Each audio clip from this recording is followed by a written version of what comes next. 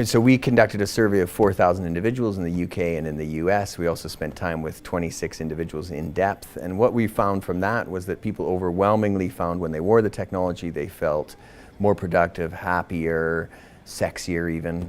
And in the more in-depth studies, we revealed kind of a more nuanced thing to that. 6 different archetypes, different representations of people that use these technologies and how they use it. So one of the archetypes we identified was called the finish line fanatic, and that was somebody who responded very well to those gamification cues, was driven by it, and were looking for yet more challenges, and that it almost killed them if they didn't meet the standards that they set for themselves every day. And so it was driving them forward in lifestyle, in health, and also in performance. I think it's just at the very earliest stages. Wearable technology is going to get more embedded and diffused into every aspect of the economy. It's going to disappear as a particular sector of tech and just become part of other things. It's going to be smaller, more fashionable, cheaper, more accessible, and more ubiquitous. It was a kind of conflicted psychology. So 20% wanted to ban Google Glass from public places, and 20% would be willing to share their data with government. And so you saw individuals that, were really concerned about the implications of these technologies. But I think a lot of those concerns go away when the technology is basically invisible.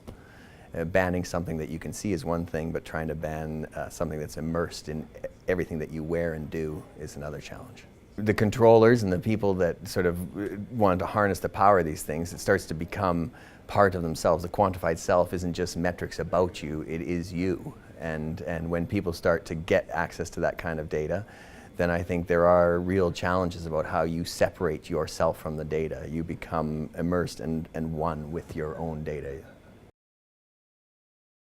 So we've been working with Rackspace. We're in phase 1 is complete. Phase 2 is now the human cloud at work. And the implications for that are, how do you map biometric data from the body to performance measures that come out of systems within the organizations, whether that's sales performance. You can take somebody and analyze their levels of anxiety and concentration and their sales performance, and you can tell whether they perform well under stress or not.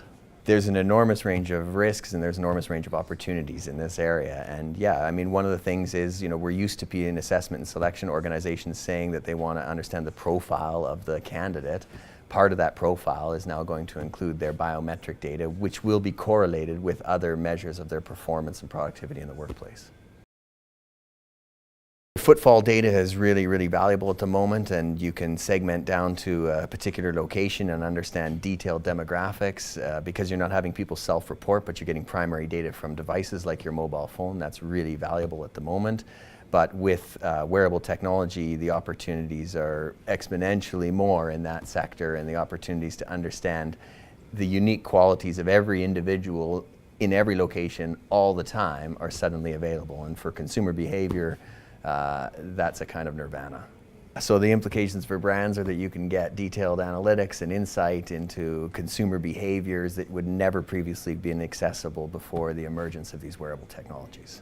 At the moment, Google and Samsung and Apple and Rackspace, these are companies that are at the highest level of this space, and they have an opportunity to create immersive solutions. There's a big issue with wearable tech that all the devices are disconnected from each other. We're looking for the larger organizations, the larger players in the space to come forward with more integrated and immersive solutions.